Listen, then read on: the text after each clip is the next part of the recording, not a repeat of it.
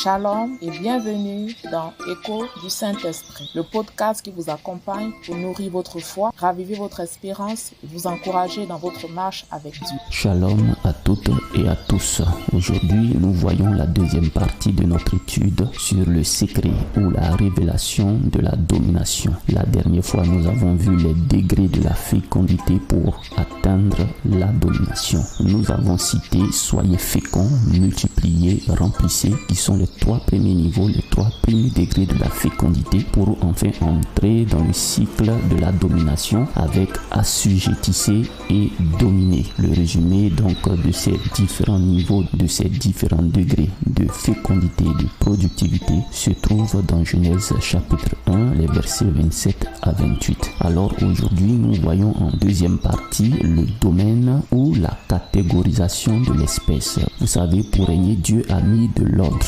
Notre Dieu est un Dieu de domination, mais une domination dans l'ordre. Notre Dieu n'est pas un Dieu de désordre. 1 Corinthiens 14, 33 le souligne. C'est pourquoi il a pris soin de classifier les règnes pour ne pas qu'il y ait d'ambiguïté entre les dominations. D'abord, il commence par séparer le règne terrestre du règne céleste en mettant un grand vide, c'est-à-dire une séparation entre les deux qu'il va appeler le ciel. Genèse 2, 6 à 8, Dieu dit qu'il y ait une étendue entre les eaux et qu'elle sépare les eaux d'avec les eaux. Et Dieu fit l'étendue et il sépara les eaux qui sont au-dessous de l'étendue d'avec les eaux qui sont au-dessus de l'étendue. Et cela fut ainsi. Dieu appela l'étendue ciel. Ainsi il y eut un soir et il y eut un matin. Ce fut le second jour. Donc nous avons les deux grands domaines de domination, le céleste et le terrestre. On ne règne pas n'importe où et n'importe comment. Dans le domaine céleste, il y a plusieurs espèces ou catégories de domination. Il y en a 4. Éphésiens 3, verset 10 nous donne les deux principales dominations, les principautés, qui portent aussi le nom de domination même, et les autorités. Éphésiens 6, verset 12 ajoute les deux autres dominations les moins influentes. Ce sont les princes et les esprits méchants. L'expression les lieux célestes dans ces passages bibliques montre une organisation, un ordre dans le domaine céleste. Le mot grec eporanios, traduit par lieu céleste, est aussi traduit par les régions célestes. Et au-delà ou au-dessus de ces régions célestes, nous avons le domaine divin ou le règne divin. Psaume 103, verset 19, l'Éternel a établi son trône dans les cieux et son règne domine sur toutes choses. Mais ce qui nous intéresse et qui nous concerne, c'est le domaine terrestre, car nous ne sommes pas encore à 100% de la même espèce que ceux du domaine céleste. C'est pourquoi nous sommes pour l'instant appelés à dominer sur la terre. En ce qui concerne le domaine céleste, nous ne pouvons que lutter contre les espèces qui y sont, selon Éphésiens 6, 12. En effet, il y est écrit, car nous n'avons pas à lutter contre la chair et le sang, mais contre les dominations, contre les autorités, contre les princes de ce monde des ténèbres, contre les esprits méchants dans les lieux célestes. Donc, nous luttons, mais nous ne dominons pas. Lutter, c'est résister, c'est se battre, soit contre une force qui nous est égale, soit contre une force qui nous est supérieure. Lutter peut souvent nous donner quelques victoires, mais aussi nous pouvons perdre. La domination absolue nous a été donnée pour tout ce qui se trouve sur la terre. Genèse 1, verset 18, Dieu les bénit et Dieu leur dit, soyez féconds, multipliez, remplissez la terre et la sujettez et dominez sur les poissons de la mer, sur les oiseaux du ciel et sur tout animal qui se meut sur la terre.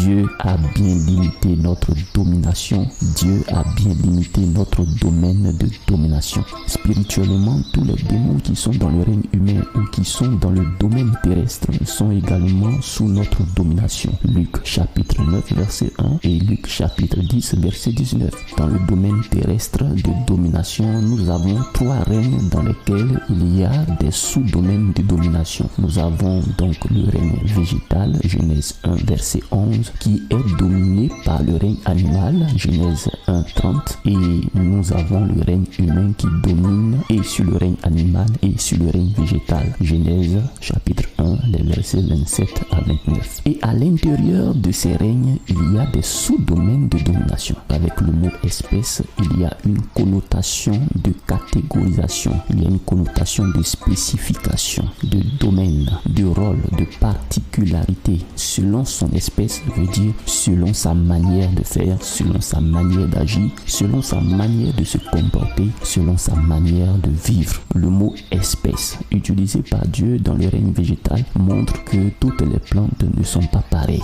Elles ne se comportent pas toutes de la même façon. Pareil pour le règne animal, où le mot espèce montre que tous les animaux ne sont pas pareils. Ils n'ont pas tous le même comportement. Ils ne se nourrissent pas tous de la même façon. C'est aussi valable pour le règne humain. Dieu nous a créés selon son espèce à lui. Pour éviter de se mélanger aux autres règnes, il utilise à son image, selon sa ressemblance. Genèse 1, verset 26. Il nous a créés avec différentes capacités et avec des personnalités et des rôles qui ne sont pas les mêmes. 1 Corinthiens, chapitre 12, les versets 4 et 6. Il y a diversité de dons, mais le même esprit. Diversité de ministères, mais le même Seigneur. Diversité d'opérations, mais le même Dieu qui opère tout en tous. Nous n'avons pas été créés par hasard et pour le hasard. Nous avons été créés pour une mission bien précise. Il faut savoir déterminer, discerner cette mission. Et c'est pourquoi notre Dieu, étant un Dieu d'ordre,